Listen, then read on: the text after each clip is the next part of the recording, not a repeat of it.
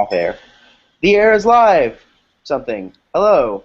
I'm Sam Roberts. I'm one of the creators of Red Scare. Unfortunately, my co-creator Tom could not be here today, but I'm also joined by Teresa Decker and Dominic Conti, two of our wonderful actors from Red Scare. Dominic plays Officer Hoover, and Teresa plays Judy, the Beatnik.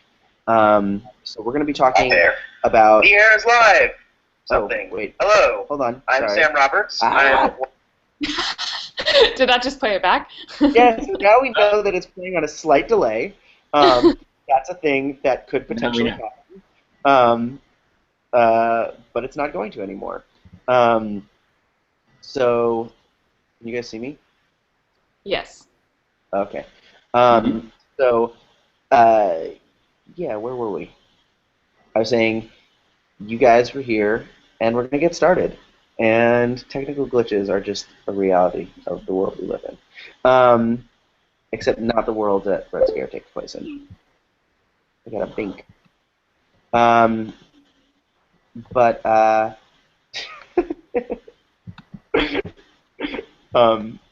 friends are saying that they're going to ask weird questions. But so these questions theoretically should just like pop up if we get any. But let's Okay. see. They're on the side, so I can see them now. So what I wanted to start with was, what was it like? What was it like when you first got on set? Because obviously, we shot the entire series on one location, and so we built this elaborate bomb shelter, and it's a period piece. And so, what was that like coming into that world and suddenly being there? Well, I think because our art department did such a good job, it was really cool because as soon as you stepped in the set, it's like, oh, like we're really here. Like the production design just so sold being in that world. There's such a difference between like auditioning something and then actually being there on set. And I think the fact that it was just so down to a T of like, this is like a 1950s bomb shelter, that I think it added a lot and really, like the environment, I feel like really fed us just as a group too. I thought it was pretty immersive.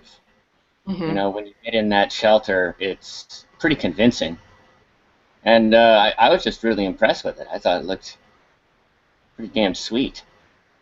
Yeah, I mean, I was blown away because, it's one of those things where you start, like you were saying, Teresa, with the auditions, it was something that I started with Tom. We were sitting in coffee shops writing words on paper, and there was a time where when we were planning on making Red Scare, we were going to shoot it in like a basement with all of our friends, and it was going to be like the lowest budget thing ever. Not that Red Scare is big budget; it's actually remarkably low. It probably is lower budget than our audience thinks. But so when I got on set the first day and saw everything, and I'd even helped build some of it, but like when you guys all walked in costume, and I was just like, oh my god, it's a real thing. It's yeah, that's true. Everybody looked the part too, so that helped with the set looked good, and everyone looked exactly like they're supposed to look. It's an old bank, right? Yeah. So actually, that's a fun fact. The vault door that you see in the show is actually a real vault door. Yeah, that's real. Say that again? It's real, all right. Yeah, it's heavy, and because it was an abandoned bank or an unused bank. I don't think it was abandoned, and so that's actually the outer door that we use as the inner door, and so like we built the entire set around the vault, and so that door that goes out into the outside world. In reality, not to like ruin the fun of Red Scare, but actually it's just a tiny little vault. So like when you guys rush in at the beginning of episode 1, it's just like standing in a little room and then coming into a bigger room. Mm-hmm. Yeah, it got sweaty in that little room. It was like very suffocating, and that place, they were holding raves before, right? At like yeah, that was a fun adventure because they had, unbeknownst to us, booked a rave at the venue because there's actually a really big space, and we just used a tiny portion of it, and the rest of it was just a great place for us to hang out and set up craft services and stuff like that. And so they rented out that space the night before we were supposed to start shooting, for a rave, and we were like terrified because we were like, we just spent all this time building this set, and they want to use they kept saying they wanted to use the vault space, like that tiny little vault space as like the VIP room and stuff. And we were like, "This is." I don't know about VIP room. Yeah, they hadn't seen. Like, oh, sorry, that's my dog. And so we were like, they're gonna ruin everything. And our casting director Kelly, who I think is watching this right now, she was like, I'm gonna stand guard all night. If anyone tries to go into the set, I'm gonna show them what's what. And then like 5 people showed up to the rave, and we felt really, really bad. We went from being like, these terrible people are gonna ruin our series to these poor guys. They put down a lot of money for this. It beats finding OD'd people in the vault the next day. That's true. How hard was it for you guys to find the location? Like, how many different places did you go to before you found like the right one? We actually were we were planning on building the set. So most of the time we spent looking for sound stages that we could potentially use that were reasonably priced. And it turns out that there are not any. And so our director Lee had just recently graduated from Loyola Marymount, and so we looked to see if we could use some of their sets, and that was not something that was feasible. And so we just ended up looking for a big space. So we actually, when we rented that space, I mean, we can post pictures or something later, but to go along with this so you can understand what I'm saying, but you guys know what I'm talking about, which is that when we rented that space, we were planning on using that big open back area and literally building the entire set in there. And it wasn't until we saw the vault that we were like, oh, actually, we should build the entire thing around this vault, because this vault is production value that we can't fake. Otherwise, we were going to build the vault door and everything on that checkerboard area. You know what I'm talking about? Yeah, totally. Which is, it worked out a lot better than expected. Mm-hmm. I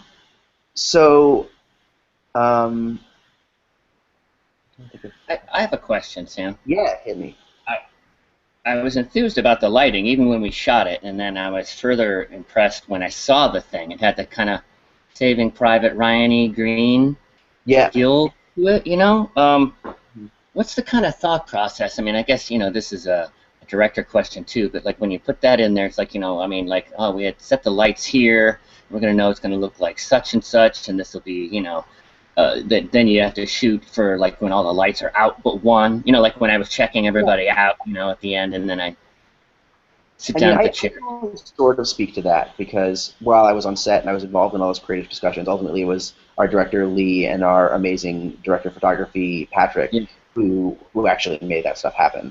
But it was something that we talked about. You gave a thumbs up when you saw it, I'm sure. Oh yeah, I was like, what? This is amazing. But I think one of the things that we settled on early on was this idea that we wanted to have the shelter feel dark and underground and even a little mildewy or something, and so the walls are a little green, and so that kind of, we didn't use green lights or anything, it kind of bounced off the walls, and then even so when we went to do color correction, people could have potentially tried to fight that, but we were very adamant on having it feel a little green, without going too far into kind of a Matrix-y contemporary horror movie thing where it's very stylized and very green and everything feels really spooky. No, it looked on purpose but not stylized, you know what I mean? Yeah. We wanted to find that balance between, and this is something that we tried to do with everything we did, between making something that felt appropriate to the period, both in terms of the world and also the styles of filmmaking that were popular back then.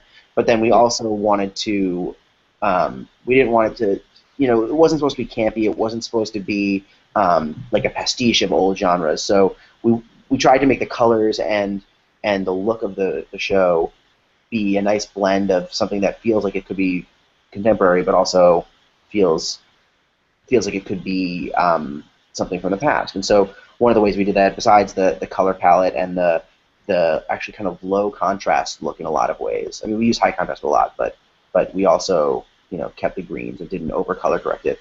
But we but also there's a lot of, and this is actually really obvious in episode 1. If you want to go back and look at episode 1, audience members, that we used a lot of shots of 2 and 3 people, just like in groups. And if you look at most contemporary movies, they use a lot more single shots or close-ups. And we deliberately tried to shoot things a little wider, which is how it would have been done in the 1950s. And then use like the sharper close-ups and stuff for more dramatic moments. And we tried to use different angles and interesting close-ups. Cool. Yeah. So, Dom, I have a question for you. How did you?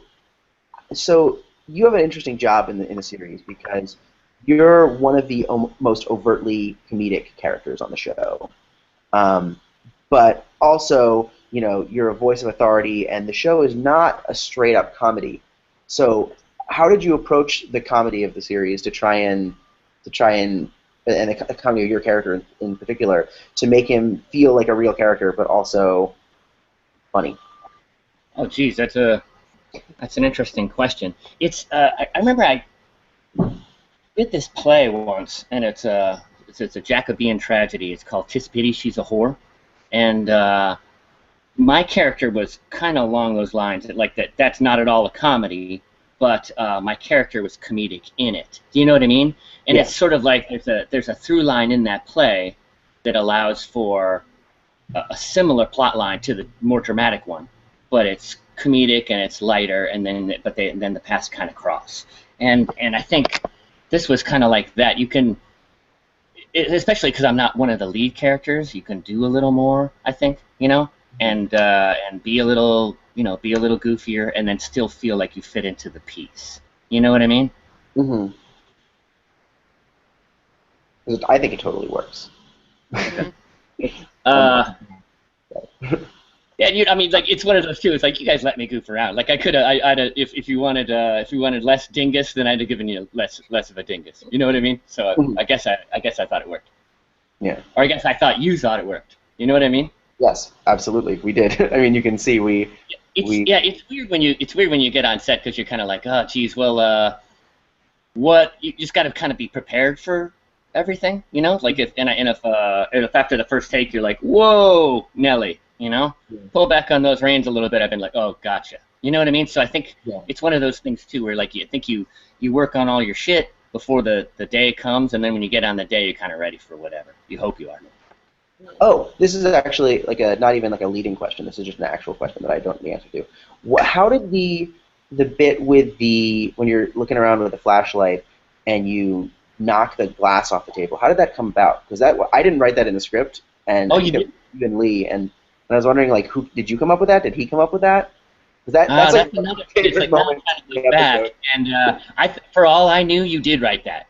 You know what I mean? Because all I remember is like something. Yeah. Now it's like if you said you wrote that, I'd have said, oh yeah, I could find that right in the script right now. I don't know, man. I think we just wanted something something dingusy to happen, or seem like a moment, like, oh, what's wrong, and then before Hoover settles down for his nap. So I don't know. It's such a fun scene, the way it kind of plays out, especially. I love what our composer Giona did with the music in it, because it ends up, the audience doesn't know what's going to happen yet. The audience doesn't know that. No idea. Like if you're gonna die, when you're gonna die, like if something spooky is gonna happen, and what kind of spooky thing is gonna happen, and so there's that moment where you're like looking over into the corner, and it seems like something's about to jump out at you or whatever, and then you just knock over the glass. I would bet money that was Lee's idea, and he probably wanted to amp up the drama of what's going to happen. And I think it's sort of like that. In all the horror movies, it's always like, they look down the corner and, oh, is the killer down there? And then the cat jumps out. So it's like that. I just love it because I think it's so much more organic than the cat. Like anyone, a cat can always jump out. We could have put a cat in our fallout shelter, but it felt like really... and Hoover's gonna knock something over. It's surprising, that I didn't knock more things over. Teresa, how did you approach the comedy? I mean, Because you have like you're kind of on the opposite end. You're like one of the more dramatic characters, but also you have a lot of I think really funny lines. I think her comedy comes from. I mean, she's sarcastic and dry, and she's a beatnik. So like, I don't think she's necessarily as much of like, here's all like my jokes and punchlines and stuff. But she seems like her comedy is very grounded and comes from like a place of like annoyance or sarcasm or like protecting herself. So I think my biggest thing was I was just focusing on like grounding her and playing true to who she was, and I think the comedy just kind of naturally came out of that, if that makes sense. That does. You're dry as toast. What you said? Toast? Yeah, dry as toast. Oh yeah. Oh yeah. Toast makes me think of Johnny. That's a spoiler alert for. Oh yeah. White bread Johnny, and we'll actually be having Kevin probably next week, which will be fun. Episode 2 and 3 are good Johnny episodes. Mm-hmm. Kevin plays Johnny. What was the funniest thing that happened on set? Not like on set, not funniest like moment in the show, but what was the funniest thing that happened behind the scenes?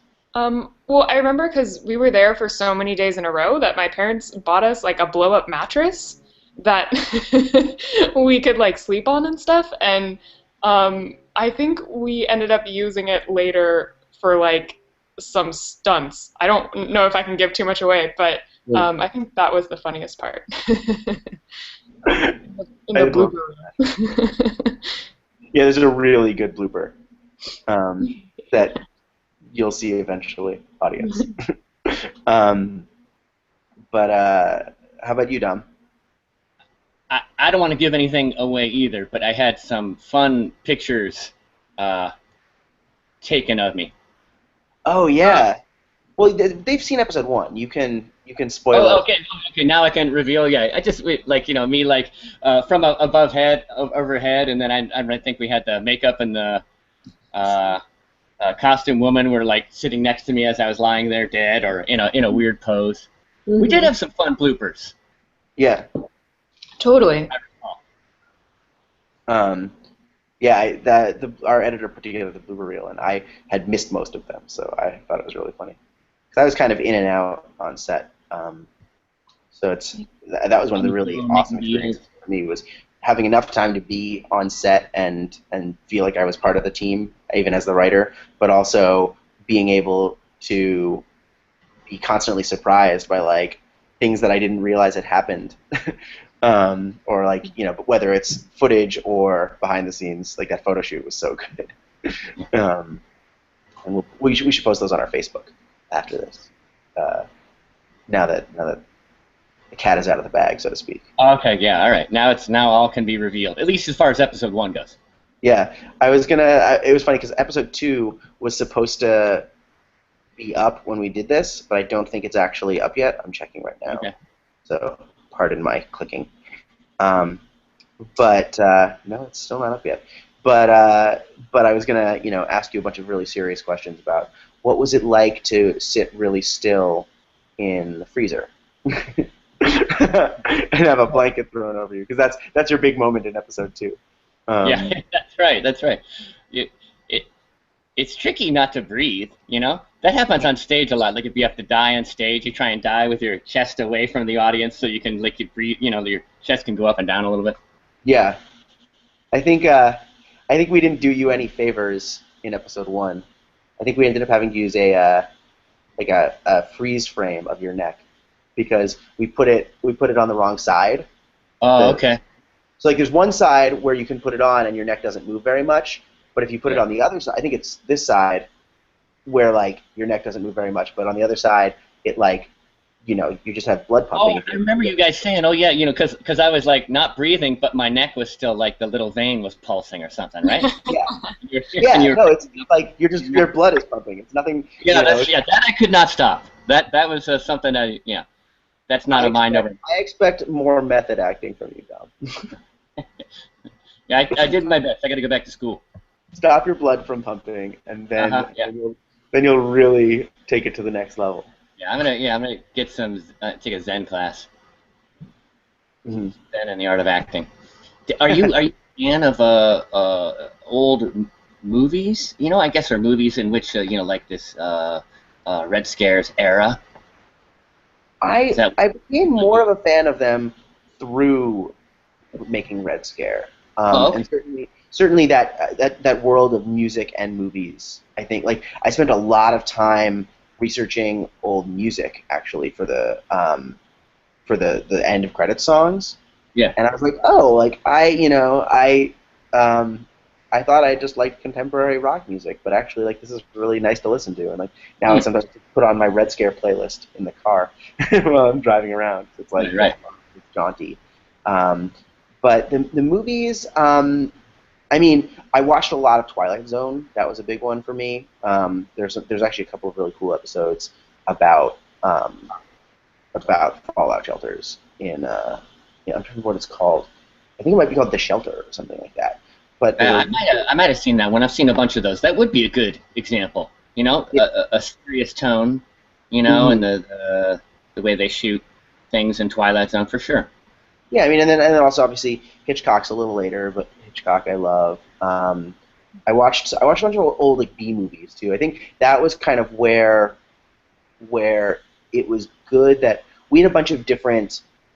So Lee, our director, and Tom, my other writer, and I, we all kind of brought different things to the table. And Tom was like a real, like he loves Agatha Christie, but also like Grease and some of like the campier 1950s stuff. Um, and I was looking at a lot of like B sci-fi, uh, like they with the giant ants, them I think it is with the giant ants, Oh, and it's sure. like Blob and things like that. And then Lee was, he's much more of like a cinephile, and so he was bringing a lot more of the early Kubrick, that kind of style and aesthetic to the movie, to the series. And I think it kind of all worked out. I think if you read the script, it feels a lot sillier. And I mean, maybe you guys also read the script. You can tell me if you agree or not. But I imagined the series being a bit goofier than it ended up being. And I think one of the things that was cool was as we went along, as we actually made it real, it became more grounded. And I think that the characters became more emotionally resonant, and the story works better. I mean, the series has some dark moments, and I think those really land in a way that they might not have landed so well I if they. agree. Like the ending with was it Teresa and Don't say anything. um, Don't say anything about the ending. They've only seen episode one. oh my God, what an idiot! Can you edit that out? Maybe, but look, it's that is not a big spoiler. The the last episode, without saying anything, was that was not somber. Isn't the word? It was it had kind of a thriller feel to it, Yeah. No, and it was but a I think even as early as like episode, well, for example, episode two.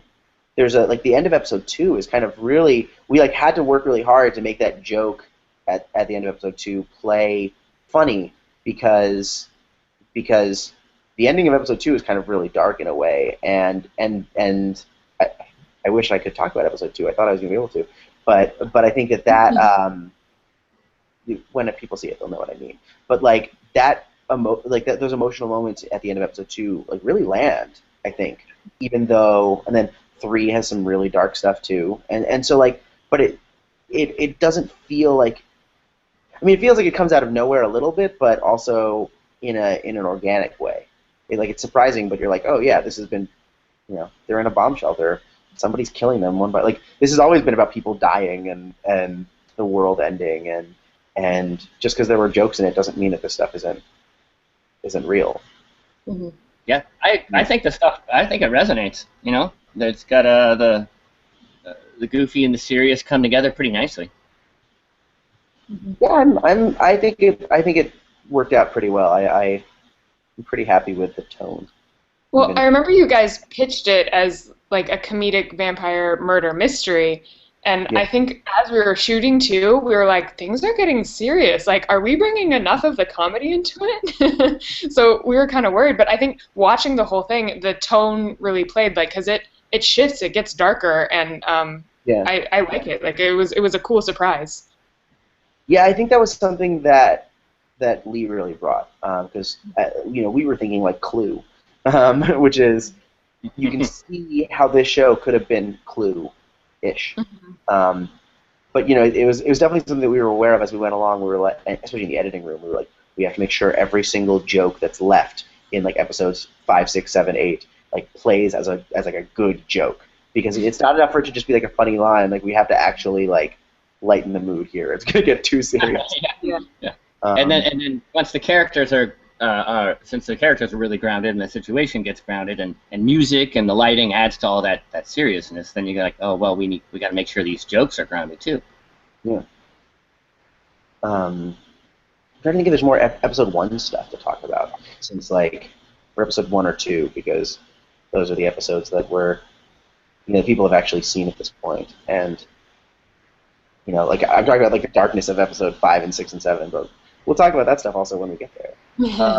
What? I'm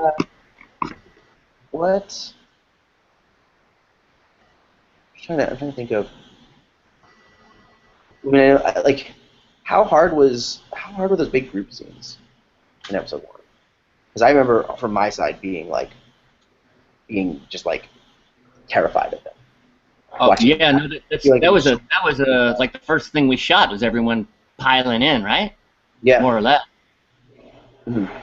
Sorry, there's a really loud plane going over. Hold on. I like that it's going over you and also me, because we live like 3 blocks away from each other. Oh, your neighbors, huh? Yeah, pretty much. I think I remember the first shot we did, which was like when we're all inside the bomb shelter, was long because they moved from like each person. So I think that took a lot of like rehearsal. And I remember when we get to like the the radio. I remember when we first did it a couple times, it felt sort of awkward because it's like all these people had different lines, but we were still trying to make it like into like a struggle. But like just doing it a couple times, I think that sort of helped us all like warm up to each other, and like it ended up being like very fun and like playful. Yeah, that's what I thought happened too, Teresa. I thought like, oh man, how are we just even going to block this? There's all these people who are in there and then kind of in a semicircle, and it felt like it sort of blocked itself, kind of worked itself out once everyone got used to like, oh, the lines bounce back and forth here. Nobody had to move around too much or do too much, because it's all like the big thing was that we're all in that room together and just let that play. Thank God. I had no ideas. Yeah. Didn't they have to do some reshoots for that? Because I remember like Chelsea or something had to come back for. Didn't we have to? I don't think. I mean, maybe we shot some extra stuff the next day or something, but I don't think we actually did. I mean, we certainly didn't do any reshoots after the series was shot. We shot it all in those 9 days, and we shot most of the first few episodes more or less in order. Actually, I mean, we jumbled some of the scenes out, but maybe they had to come back and do a little bit more later. Or maybe it was just like later like after we shot that scene and went back later in the day. Like maybe someone had to leave early, so we shot like the Chelsea the Chelsea and Nathaniel stuff towards the end, maybe. I don't know. But that scene was a big scene. Remind me not to write anything with 10 people in one room. We're all main characters. 10 people on screen at once, huh? Yeah. Well, what did you think, Sam? Like when you like you're kind of you wrote it, and then that's like your big worry of the thing to shoot. Did you? Because I mean, I talked to you intermittently, but like, did you have any ideas like in the staging of that, or did it kind of like you were worried about how it would work out later, or after it was done you were good? I mean, a lot of the conversations that Lee and I had, and this sounds so stereotypical, were about how closely to follow the script. And this was really only early, like, and I'm actually someone who has produced a bunch of things, and so I'm very open to the idea of changing the script. And I'm not someone who is like, no, these are the words exactly as I wrote them, and you must perform them exactly that way. Like I don't, and I especially I feel like you guys as actors inhabit those characters so much more than I can as a writer. And so there were a lot of times I feel like maybe not as much you guys specifically, but some of the other actors were like, this doesn't make any sense to me, what I'm saying right now. Like, why would I be saying this now? And we were like, well, we need someone to say that, but actually, maybe it should be this other person instead, or you can change the phrasing so it feels better. But I think with that early 10-person scene, it was a really complicated scene. There were a lot of moving parts, and so I remember at one point, like, and Lee wanted to like kind of feel it out and let everyone just like explore the scene, which is great, and I think was important for building a sense of organic kind of chemistry with you guys and everything. But I remember being like, can we just do one where everyone just like says the right lines in all the right orders, and then we'll go from there. Was that an issue for a little bit? They're like, oh, these are not coming out right. Well, I just felt like the rhythms of that scene. It's a long scene. It's like 5 or 6 pages or something, and so and it's actually cut down in the final version from what we wrote and shot, and so I remember like feeling like the ebbs and flows and the rhythms of the scene were really, that was the hard part to get down. Like the basic kind of stuff was always really easy, but I was worried that if we lost the specific ebbs and flows of the rhythms in the writing, then it wouldn't feel right. And I think what we ended up doing was finding a really good balance, because it does feel really organic and it doesn't feel nearly as scripted as it could. But also I think the rhythms of the scene work really well, and you feel like things are bouncing around, and you get a sense of all the characters really fast.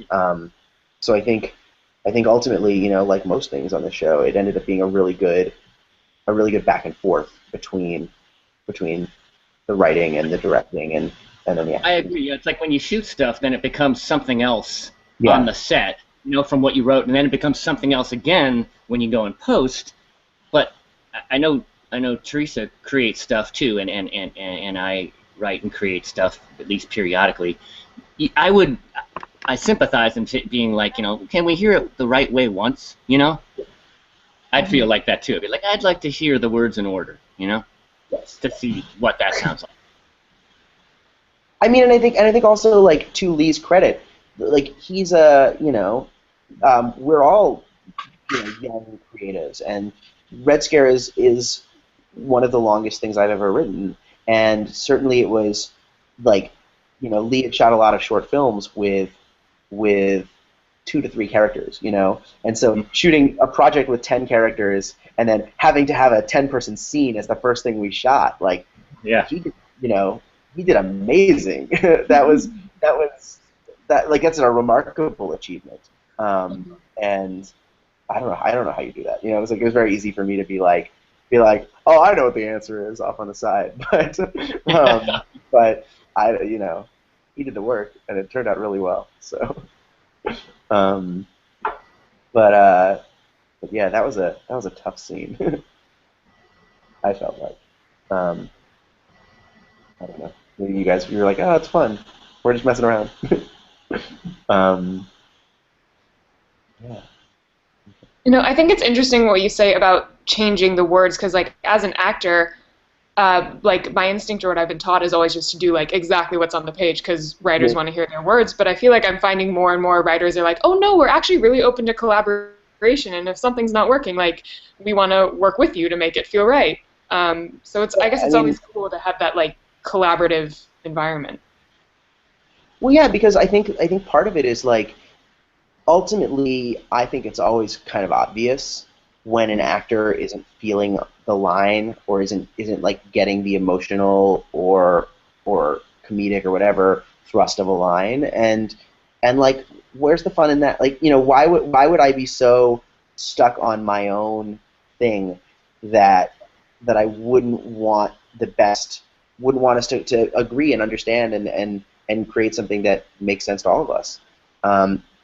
And also, I think it's really fun. If an actor comes up with it and then you give it the okay, you're still being the writer in charge of your work, Yeah, but ultimately, I mean, that's like I don't even care about that ultimately. Like it's ultimately about making the thing the best it can be, and I think good ideas come from everywhere, and especially like it's I mean it's very easy for actors or for writers to be like, I know these characters, I wrote this script, I've lived with this for so long, but like you're all looking at one person in a way that I'm thinking about the entire scene.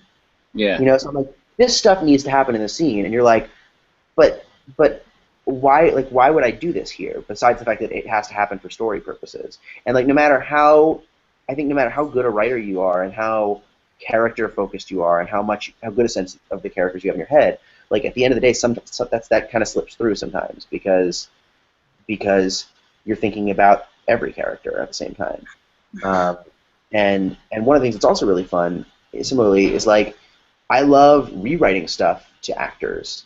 And I mean, there's probably a lot of this that maybe you guys didn't see as much of, but like we did a lot of rewrites after casting and after the table read because we were like, oh, I love the way they're doing this, and and we want to make this character feel, there are things that you guys brought to your performances, and they were like, this adds a whole dimension to the character that we didn't even realize.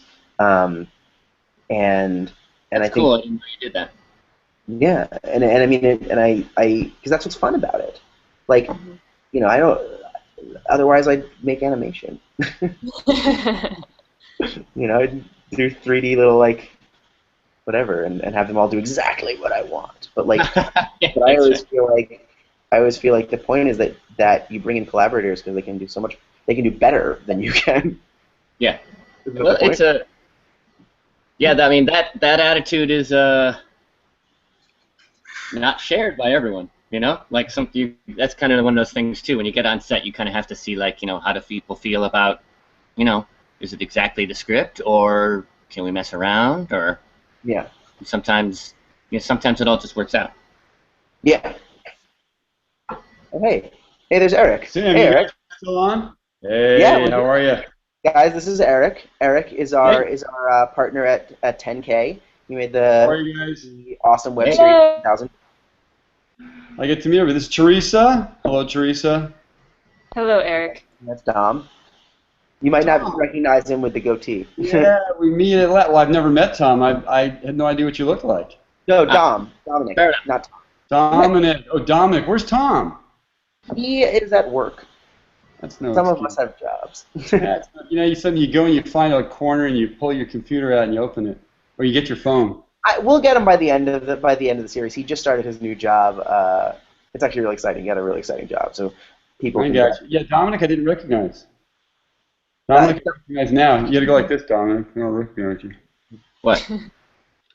How's it been going? You guys been on since noon? More or less, yeah. Yeah, we're talking about collaborating. What's your opinion on this, Eric? Collaborating? I don't like to collaborate. I was talking about how as a writer, I love getting input from actors and changing lines to make things that they feel more comfortable with, and finding things together. And Don was just in the middle of saying that that's something that not every creator shares. Yeah, well, it depends on the writer, right? I don't mind at all. I mean, I actually enjoy it. I mean, we were shooting a scene for 10K, and it wasn't working at all. And I thought, God, who wrote this shit? It was horrible. It was horrible. The scene was going horribly bad. And I said, stop. Fortunately, I was also the director, so I said, we got to stop. So I took the two actors with me into our production office, which was adjacent to the stage, and I asked them to rewrite the scene. So they worked with me, and in 20 minutes we rewrote the scene together, and we went back out and shot it, and it was terrific. But they helped me actually rewrite the scene. I just said, this doesn't work, and we just did a little improv. I said, okay, here's the situation, here's the setting. What would you do? This is what I'd do, all right? What would you say? And we just kind of loosened stuff together, worked it out. 20 minutes later, we're back in shooting a scene that worked, but before that, it was a disaster. So thank God for the actors. Right. That's a happy ending. You do what you can. Well, if you hire the right actors, You know, that's 90% of the job. And Sam, I'm sure you saw this too. I mean, it's just sometimes, you know, things happen on the set, and I actually don't even look at my sides.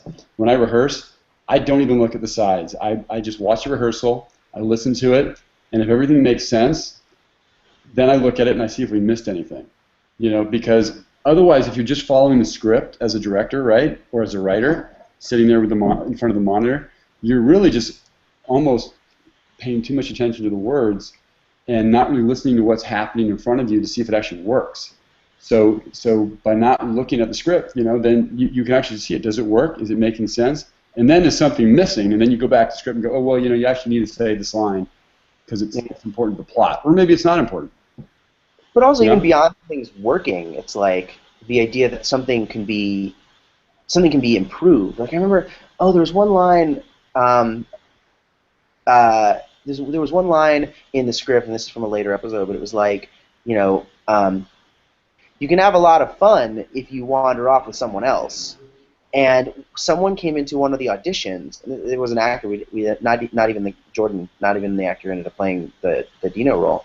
But he came in and he stumbled through the line and he said, "A lot of fun can be had when you wander off with someone else." And we were like, "Oh my God!" Like that's exactly how he would say that line. And so, you know, we like it was better than right, you know. And those are the things you miss if you're just trying to get it right. Absolutely. If you're just listening to words and just saying, well, that's not how I wrote it. Well, hang on. It's coming out better. Just listen. Pay attention. Right? Yeah. So what did I miss for the last hour? Now, do you guys know if you've got any people watching? Were you able to do the link to, like, other comments rolling down below? I don't see any comments rolling down below. So it's possible we have a big audience and just it's they're all very silent. No, here. Go look at your toolbar on the left side, and there should be one there. The Q&A one? The chat one. See the chat one? Oh, chat. Blue chat. Click on that. I think it's just us. Kelly was watching. Our casting director. Speaking of, you know, our casting director was watching for a while. But I think we're treating this more as a practice session. I'm going to practice session like a TV style interview. You can't see what I'm writing yet. Are you asking us a question? I'm going to write something about Teresa. Teresa Moore. Hang on a second. You have to wait to see what I'm writing. So I'll sit in silence. I love this. Bear in mind that people have only seen episode 1. I don't know if that's right? Yeah, because episode 2 maybe has launched now. So 2 is not up. And this is MetaCafe? Is that what it is, Sam? MetaCafe. And there'll be some comments on there eventually. People will do it. Yeah. All right. There's my little. Yeah. Did you guys put your little? Did you put up your boxes so you could see comments? Oh, here we go. Yeah. Where is it? I don't know if that's a question. No, it's not a question. It's a statement. Oh, okay. Well, thank you.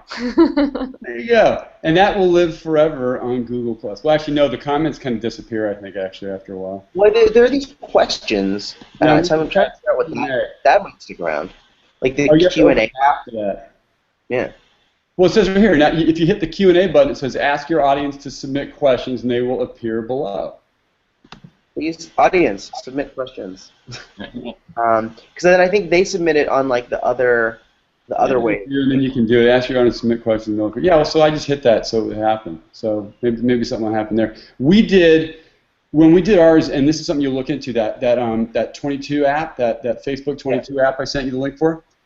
What's great about that is a lot of people don't have Google+, right? Mm-hmm.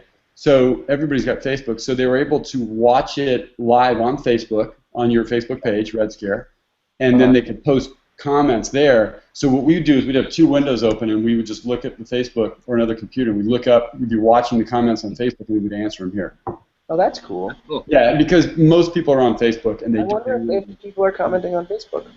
Yeah, check your Facebook. People might be posting questions there, but when you do the Facebook Live app, it's great because this Google Hangout right now will play right on your Facebook page. There's the actual app. You press it and it plays. It took us a while to figure this out too, by the way. We did multiple Hangouts before we got it down. So Teresa, what's going on with you right now? What's happening in your life? What's happening in my life? Going to Comic-Con tomorrow for the day. I said going to Comic-Con tomorrow for the day. Oh, good. And you're a fan of some shows and you like to go just to hang? What's going on? Well, I have a lot of friends that are down there, and it's usually just fun. But we do professional registration because I've done some video game stuff, and so we always get free tickets. And it's like San Diego's so close, why not go down and have some fun? Well, yeah. What video game stuff have you done? I voiced a character in Dust and Elysian Tale, and then we got professional registration through Super Seeds because we were like applying to WonderCon and stuff, and so it carries over to Comic-Con. That's cool. Yeah. Chelsea's actually there right now. Chelsea, who plays Irene in Red Scare. Oh yeah, she's doing that. Yeah, she's doing some web series that's sort of. Is it Necroelectric? Is it that one? Yes. No, it's probably Online Gamer actually. That's her big. Oh yeah. That's fun. Yeah, she's working with Reckless Tortuga too. Yeah, they're cool people. What's funny is she keeps liking everything that we post on Facebook, but she likes it with her real name, not her stage name. So I don't think anybody even knows. Which character does she play? She plays Irene, the redhead. Gotcha. Yeah. The bad girl. Oh, hello. My girlfriend Rachel just showed up. Hi. Rachel's like, I don't want to be on camera. I usually drag people into my Google Hangouts, whoever shows up. I'm like, come here. This is and one of the actresses on our show. So that works out well. Yeah.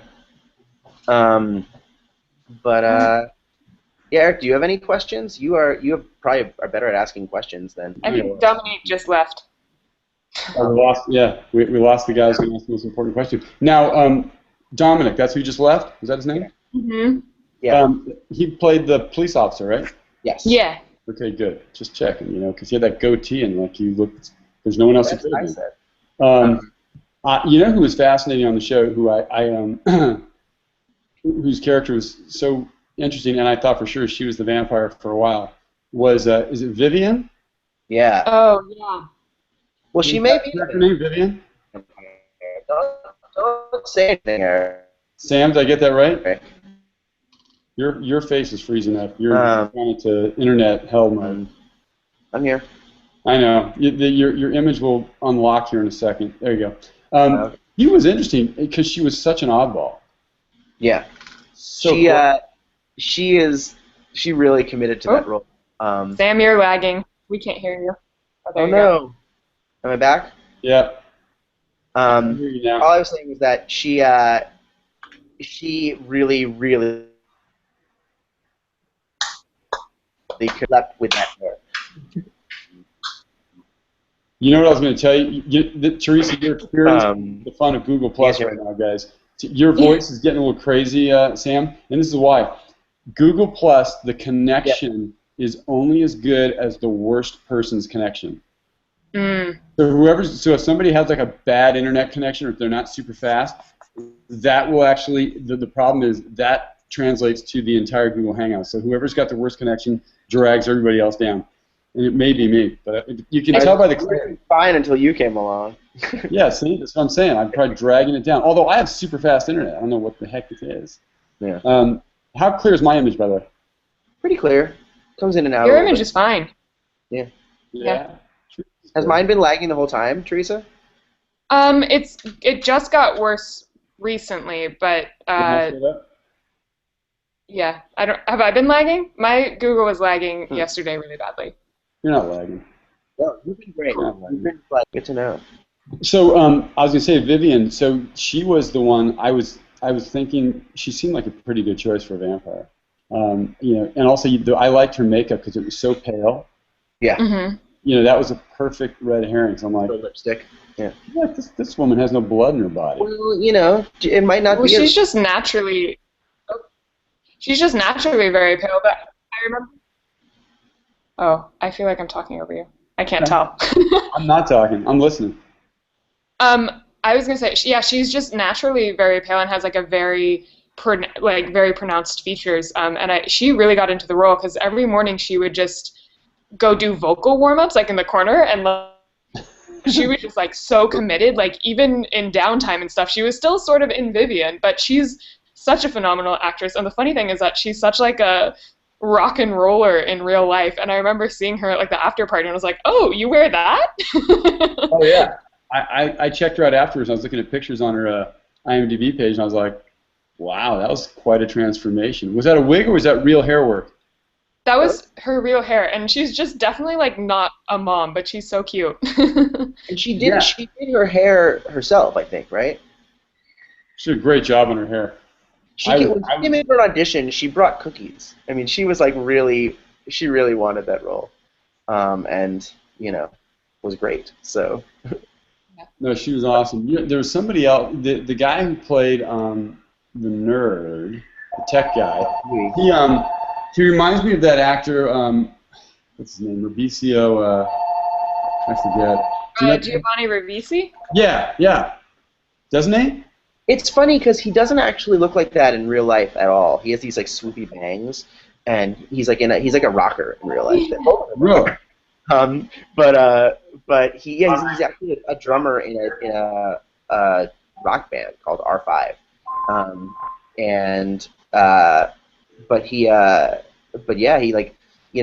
they got that hair and transformed. The glasses help a lot too. Yeah. No, I liked him. I liked him a lot. He was so very good. He's so funny.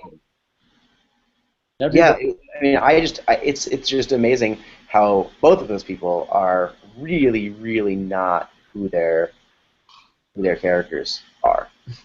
I, on the other hand, am just super snarky all the time. See, I don't buy that at all. See, like you're so the opposite of your character, and you did a great job of that. I was like, man, she's unimpressed. She is a true misanthrope.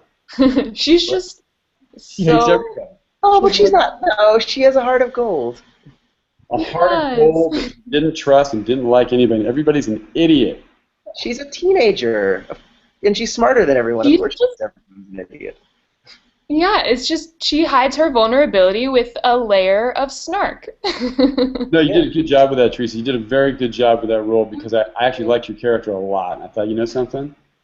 She's really interesting, and the way you kind of hid, the goodness and the love that was in your heart. And you never suspected that she was the vampire all along. Well, I kind of knew. I'm just going to say that everyone is the vampire. Yeah, I knew she was and wasn't because I'm not telling you one way or the other. I think you are. And we did, at one point, Tom and I sat down and, ran through a version where every single, we could explain how any character was the vampire. Yeah. Well, here's mine. For anybody that's watching, I think it's Vivian. I think Vivian's the vampire. Because I don't know. I haven't watched the rest of the episodes. And if I have, I'm not admitting it. I think my vote's for Vivian. We did have a few people on the 10K page. They think Vivian's the vampire. So I think it's Officer Hoover, and he faked his death in the first episode. Yeah, that could be cool too. Right. Exactly. But he is the vampire, and he's faking his death. And one day he might show up. Who knows? It's gonna be great. We got many more episodes to watch. By the way, have you gone on? Did it go live yet? I don't think so. I'm hoping soon. Let me see. Is there anything to say about episode 2 now? I'm going to shrink down. I'm shrinking down this, and I'm going to go pop on and see what they've done. I just checked. It's not there. It's not there. You just checked? Yeah. Should we wrap up? Yeah, I think I have to head out. But before we do, though, I'm gonna put the link to this so that people can rewatch the Hangout. Cool. On 10K. Yeah. Great. What's this thing doing? It's giving me bad information. Copy, you lame thing. Don't hang up yet, because I want to get this on so people can jump on it before you go away. Cool. Don't do anything yet. I tried to post it on the 10K page, but it showed up on the side. Really? Yeah. Because I'm not a. Well, it does weird. Sometimes it does weird things. It's just whatever. I'm posting. I just posted now. Bam. All right. That's a finished deal. It's the world of social media, guys. Yeah. So next week you're gonna pull on some more of your cast, and then let Teresa go wild. Yeah. What's the 10K Facebook page? Is it just 10K? 10,000 Type in days. 10K. Sorry, say that one more time. 10,000 days. If I search for 10K, it doesn't work. Yeah, then do 10,000 days. And you can just get to it from the MetaCafe site. Teresa, have you been to MetaCafe to watch the episodes? I have been there. Yeah, so if you go go to the 10K channel, and then you'll see there's a Facebook link button. Okay, I see. Cool. It says 10K on Facebook. You click on that, and you'll see our Facebook page and all that. Great. Have you watched any 10K? I have not. I'll have to check it out. There you go. Cool. Got to know the host channel. Next time you're gotta get Tom on. We'll try to get Tom. We're definitely gonna have Kevin and probably also Chelsea. Right on. Chelsea, tell me who Chelsea is again. Chelsea is Irene, the redhead. Gotcha, Chelsea. Right. I'm getting it all down.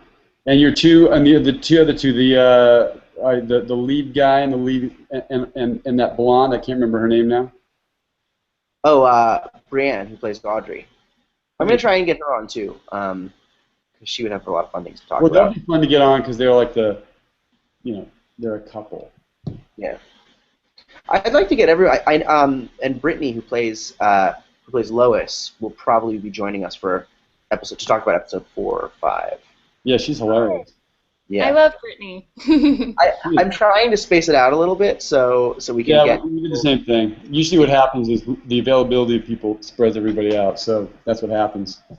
But also just like episodes where they have fun things to talk about. Lois. And also come up with questions, for your fans, and if you do that Facebook deal, that will help a lot, and it'll pull people in. And I'll try and pull some people in from 10K. I'll maybe pull in a couple of our influencers, our fans that kind of show up for everything I'll say. I want 2 of you guys, to show up and ask questions. Cool. I'll force them. Don't obligate them. I'll push.